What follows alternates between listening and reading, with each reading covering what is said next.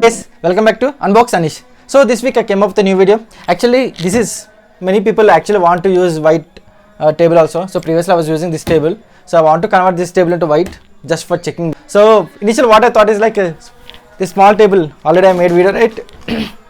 So this one I converted to white. So but using this paper. So backside there will be one plaster.